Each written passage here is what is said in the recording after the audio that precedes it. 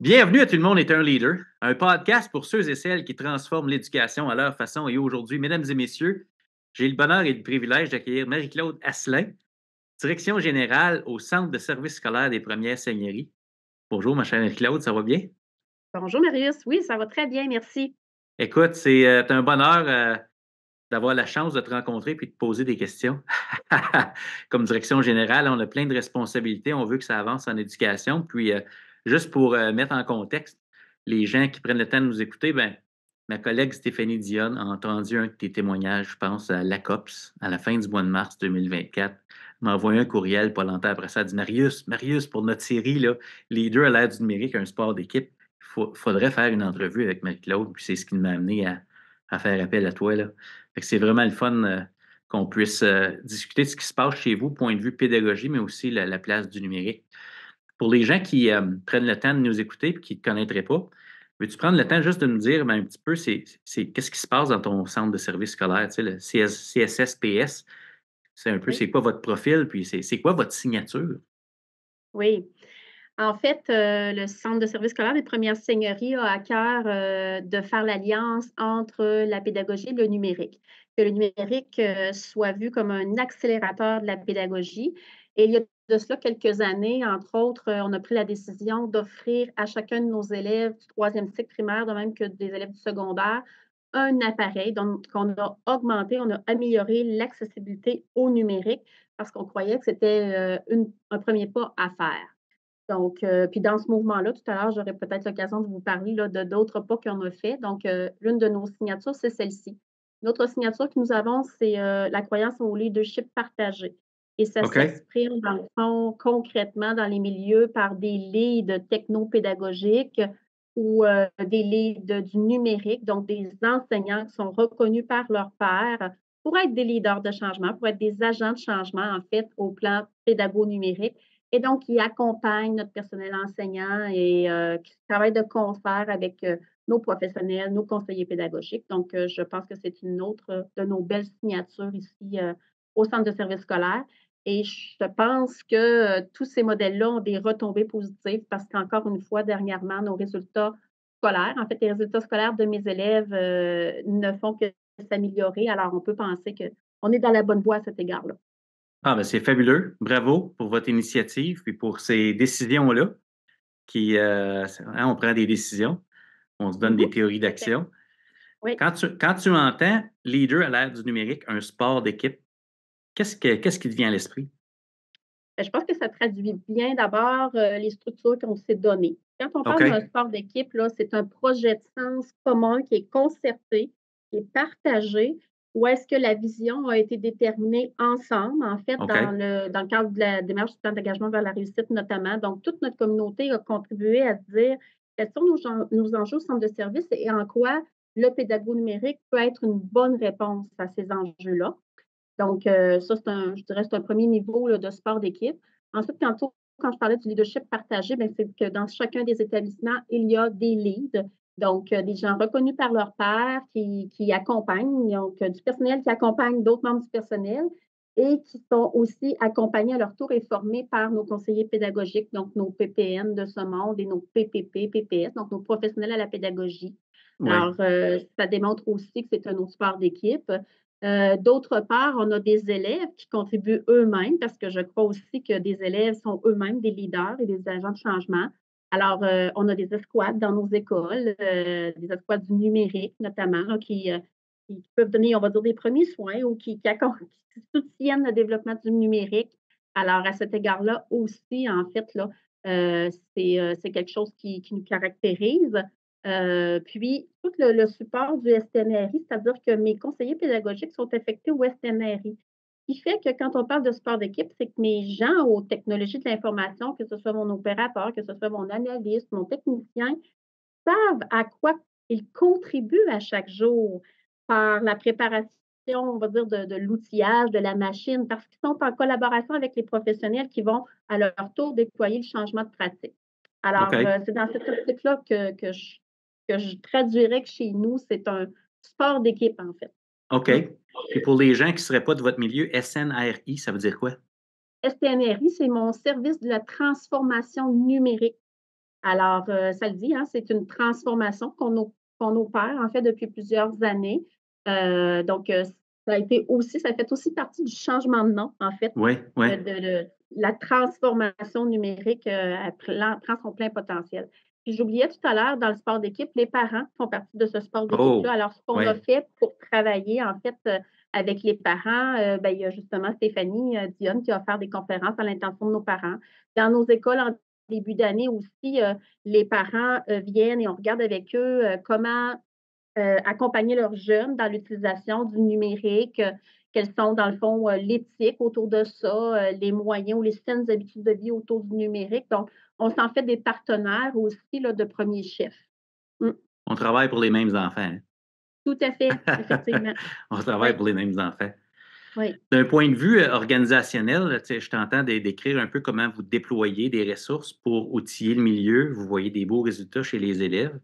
Vous avez des appareils en troisième année, un pour un, si vous avez l'accessibilité au numérique. D'un point de vue organisationnel, c'est quoi la place du numérique dans votre pédagogie, là, tu sais, puis comment c'est quoi les mots que vous utilisez à l'interne pour expliquer c'est quoi sa place au numérique?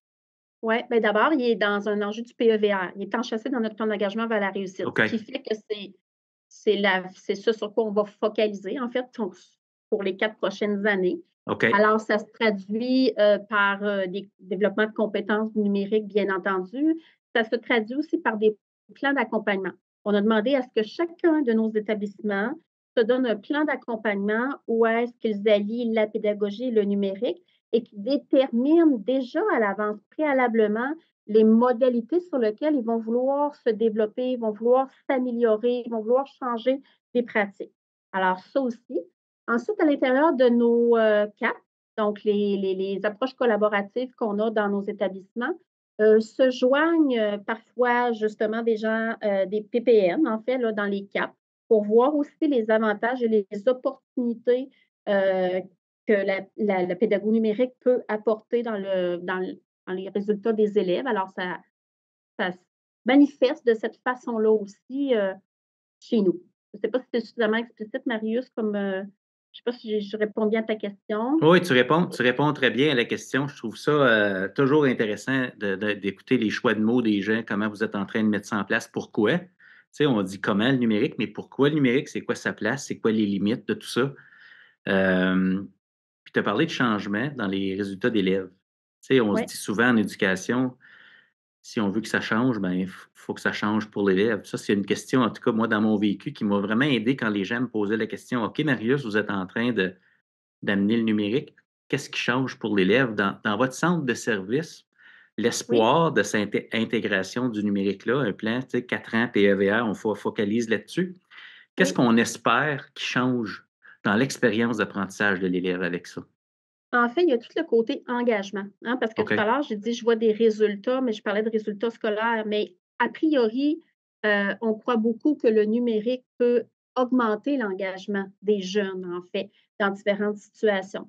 On veut aussi rendre nos jeunes avec un jugement éthique, hein, sur oui, j'utilise le numérique, mais pour qui, pourquoi, à quoi je dois faire attention, et cetera.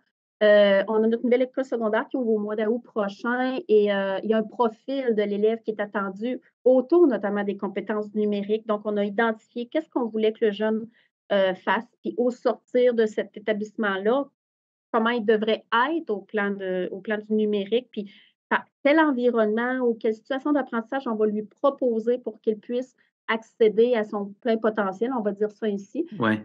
Puis on veut améliorer l'expérience d'apprentissage parce qu'on croit que c'est aussi une des retombées de l'utilisation du numérique. Puis chez le personnel, on parle beaucoup des élèves, mais chez le personnel, on peut aussi croire et on croit que le numérique peut améliorer l'expérience au niveau du bien-être et de l'engagement de nos employés. C'est aussi pour ça qu'on a un volet, en fait, d'amélioration continue, mais davantage dans le côté administratif de la chose. Donc, c'est aussi, là, je dirais, quand on parle tantôt de tu disais, c'est un sport d'équipe, ben ça fait partie aussi dans les services, de quelle façon le numérique peut venir en appui pour optimiser les tâches, pour l'efficacité, le sentiment d'efficacité personnelle, et cetera. C'est aussi ça qu'on fait.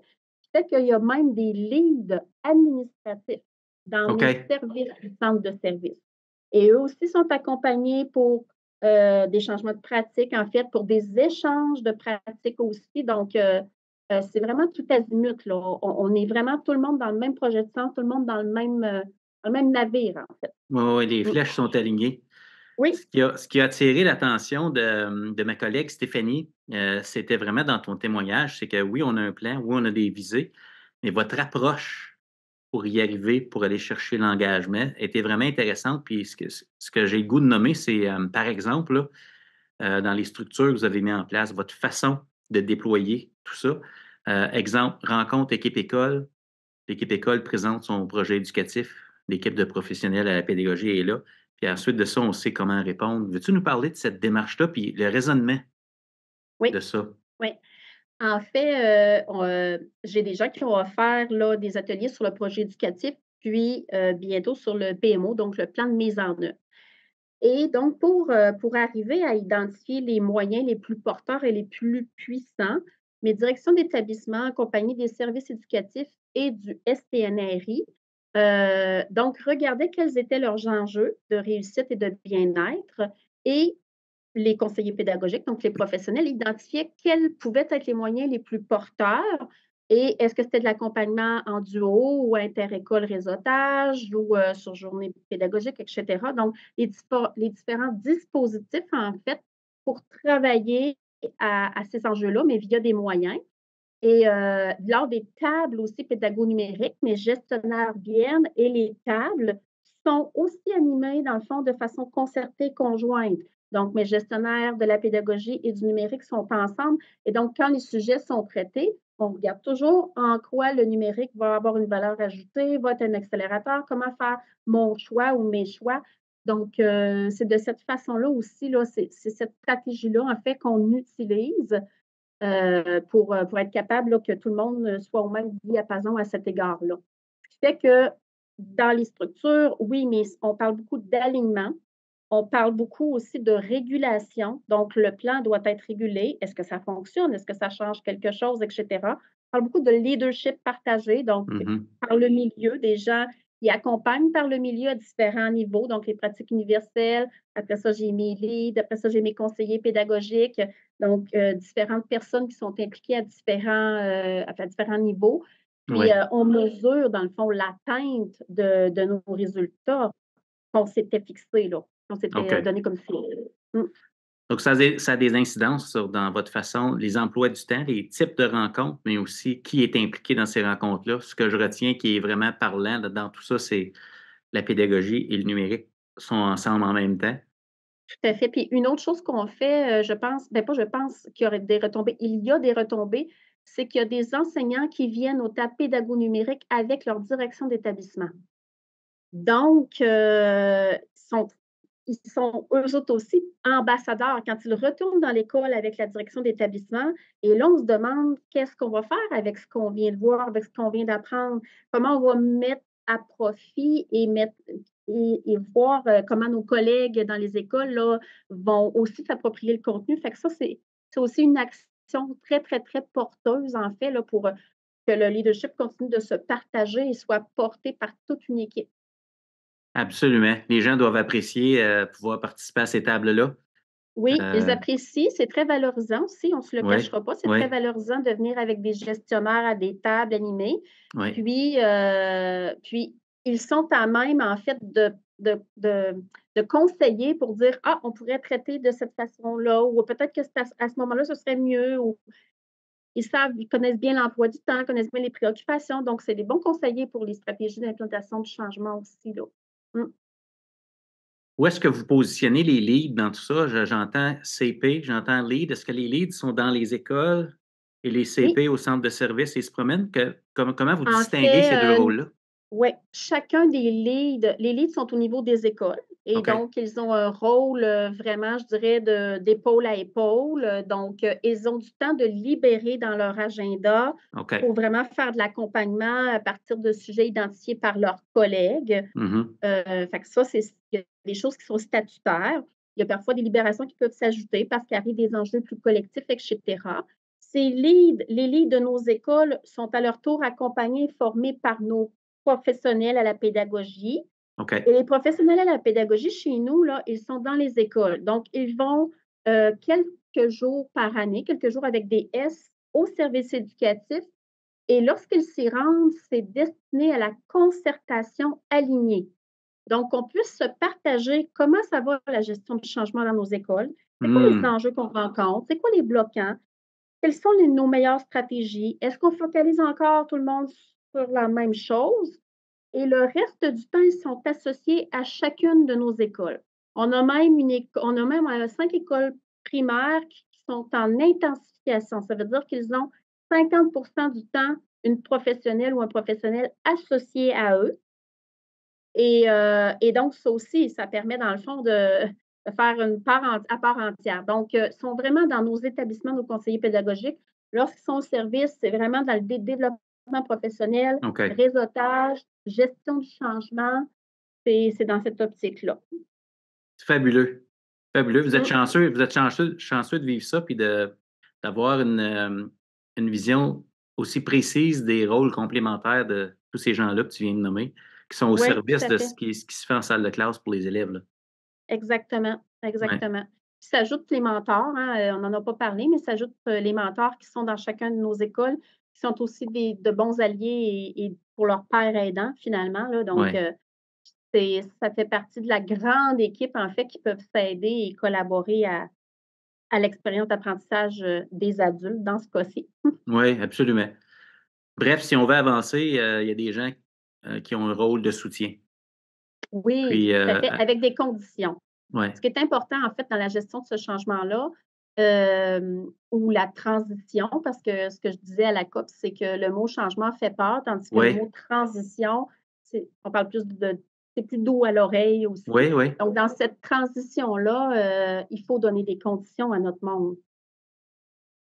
À la fois les leads, à la fois les enseignants, à la fois les conseillers pédagogiques, il faut qu'ils aient des conditions pour être capables de mener à bien un changement ou une transition. Mmh. Ouais. Ça fait combien de temps que vous travaillez comme ça? Ça fait un petit bout, je te dirais, 7 ans. Oui, 7 ans. Wow! Mmh. OK, donc Ça c'est pas s'accentue, c'est sûr qu'on a c'est encore des ça. bouts de chemin à faire pour que je dirais que ça soit encore plus fluide, Ouais, qu'on profite de chaque opportunité pour pas travailler en silo, mais voir ça comme des terreaux qui sont jumelés là, il y a encore du travail à faire, mesurer l'accompagnement aussi, c'est quelque chose de pas facile, hein. Qu'est-ce qui va faire que notre accompagnement est optimal? Qu'est-ce qu'on va voir? Qu'est-ce qu'on va entendre pour considérer que l'accompagnement est optimal, ouais. l'accompagnement pédago-numérique? Mmh.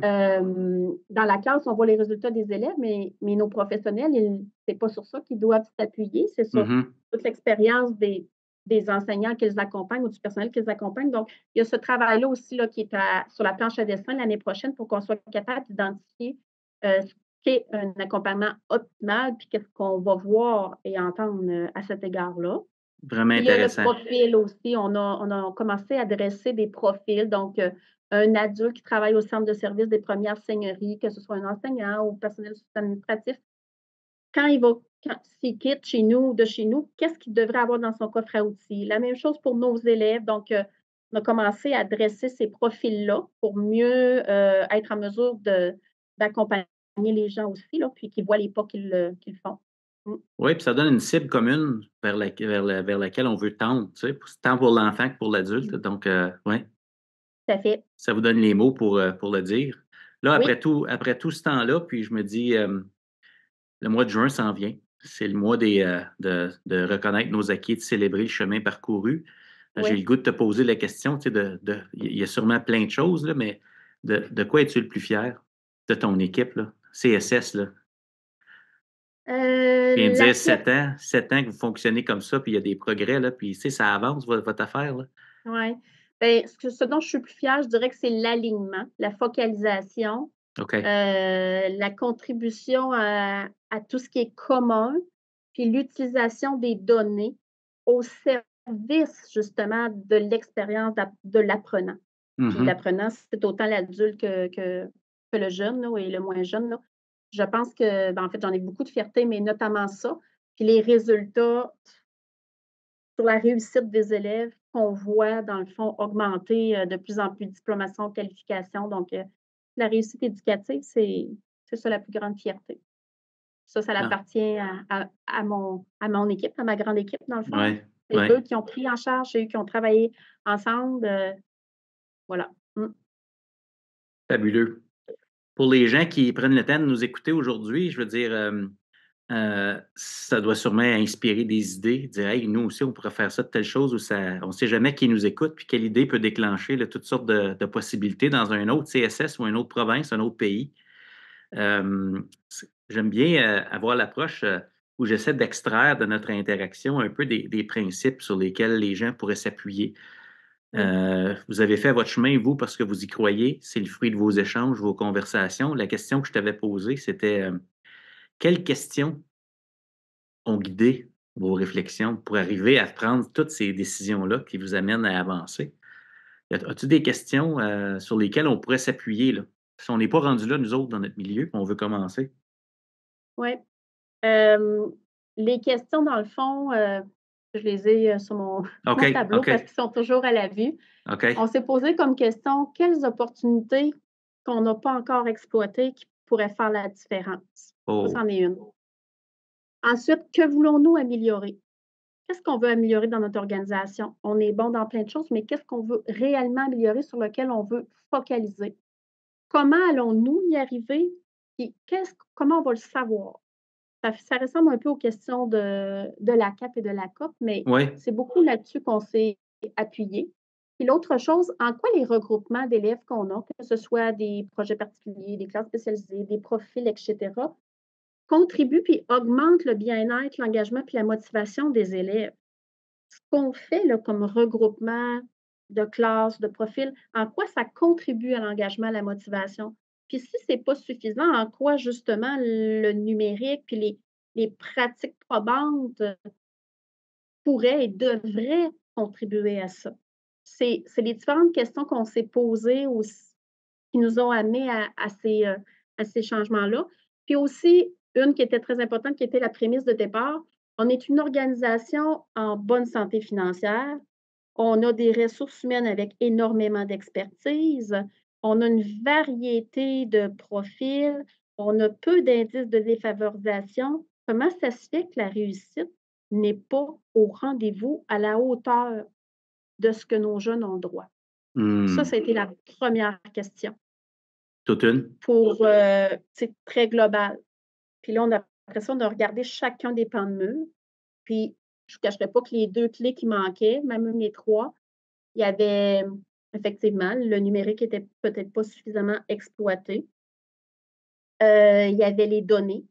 On n'utilisait pas suffisamment bien les données pour prendre de bonnes décisions éclairées. Donc pilotage, monitorage n'était pas suffisamment bien fait, régulation pas suffisamment bien fait. Puis au niveau des pratiques universelles, le coffre à outils était peut-être pas suffisamment garni. Fait que je dirais, ce sont ces questions-là qu'on s'est posées, puis c'est celles qu'on continue de se poser. Comment demeurer en amélioration continue? Comment s'assurer qu'on demeure pertinent Mmh.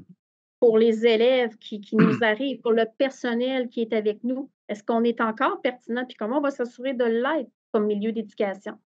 Hem, puis, à mes tables de concertation avec mon secondaire, je dis toujours: «Savez-vous, ce mois-ci, qui a décroché?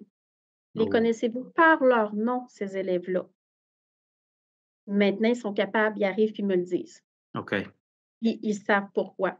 OK. Donc de l'entrer dans le cycle de gestion pour savoir le jeune qui a décroché aujourd'hui, là, tu as son visage en tête?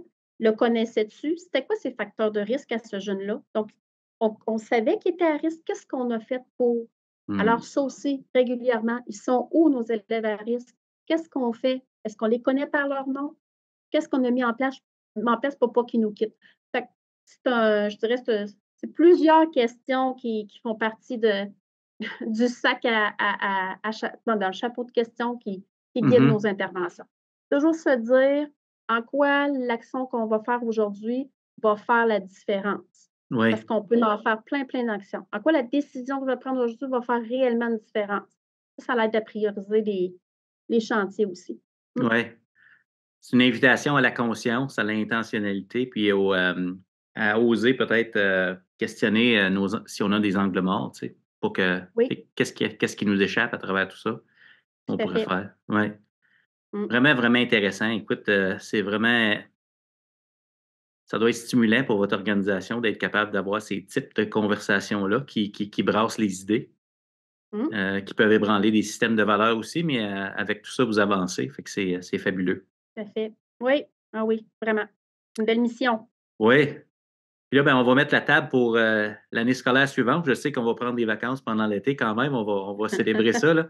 Mais Oui. fin d'année scolaire, on met aussi souvent la table pour l'année suivante. Puis j'ai le goût de te poser la question quand tu te projettes dans l'avenir. C'est quoi les questions que tu n'aurais pas nommées ou les questions que tu as peut-être nommées, mais qui occupent ton esprit à ce moment-ci quand tu penses à l'avenir pour ton centre de service, là? C'est quoi des bonnes questions là, qui vont guider tes prochaines étapes? Quels sont les défis qu'on ne connaît pas encore auxquels nous serons confrontés? OK. En quoi l'intelligence artificielle, c'est une préoccupation, la place de l'intelligence artificielle, en quoi elle peut être une opportunité? Qu'est-ce que ça va prendre comme cadre éthique pour qu'elle demeure une opportunité positive? Ça, c'est une autre préoccupation. Ouais. Et il y a tous nos élèves qui ont connu des bris de scolarisation qui continuent de me préoccuper. Ils ont connu des bris de scolarisation par la COVID. Nous, ici, on quand même connu des bris de scolarisation là, dans la période des négociations de plus d'un mois.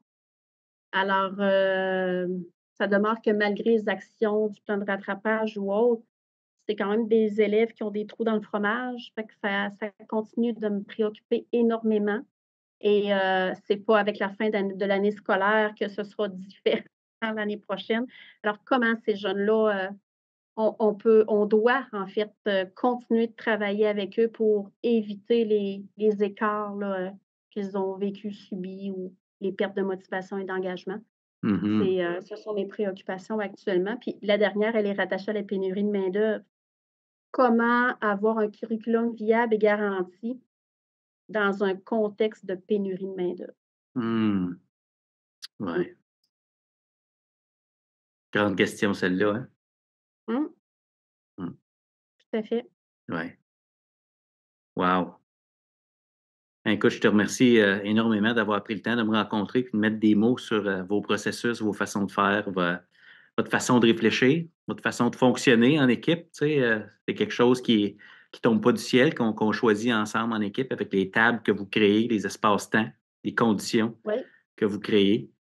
Alors peut-être que je te laisserai le mot de la fin, tu sais, si tu avais un message à laisser je sais pas si c'est aux gens de ton CSS qui vont prendre le temps d'écouter notre échange ou aux gens qui nous écoutent, mais un petit mot de la fin, là. On est au mois de mai 2024. Ben, en fait, moi, je dirais qu'à mes gens du CSS, là, on a Oui. énormément de choses à célébrer, Mmh. dans notre centre de service. On peut être très fiers de tout ce qui est accompli. Vous m'entendez souvent dire que je veux qu'on soit les premiers, les chefs en chef de file, parce que nos élèves ont le droit à ça et plus les années avancent, plus on se rapproche du peloton de tête, en fait, puis on le voit par les résultats de nos élèves. Fait que, à ma gang, moi, je dis un énorme merci pour l'engagement, un énorme merci d'accepter de se faire questionner, de se faire challenger, de se faire remettre en question, d'être en processus d'amélioration continue, d'être en posture d'apprenant, puis qu'on fait la différence, on le voit. C'est pour ça qu'on continue à mener notre route. Puis à ceux qui nous écoutent, ben, je vous dirais que ça existe des changements de la nature dont on est en train d'opérer chez nous. Ouais. On est quand même une organisation de plus de 30 000 élèves et on a des manifestations observables de tout ce que je suis en train de vous dire. Donc, ayez la croyance envers votre monde. Ce sont eux les agents de changement. Nous, on est là pour les guider, puis accepter de vous faire conseiller. C'est c'est la meilleure chose à faire parce que les experts, ils sont sur le terrain et nous, on est là pour donner les conditions, puis les tapes dans le dos. Voilà. Tape dans le dos bien reçu, Madame Asselin. Merci beaucoup d'avoir pris le temps de me rencontrer aujourd'hui, c'est grandement apprécié. Ça fait plaisir. Merci de l'opportunité. C'était Marie-Claude Asselin. À tout le monde est un leader.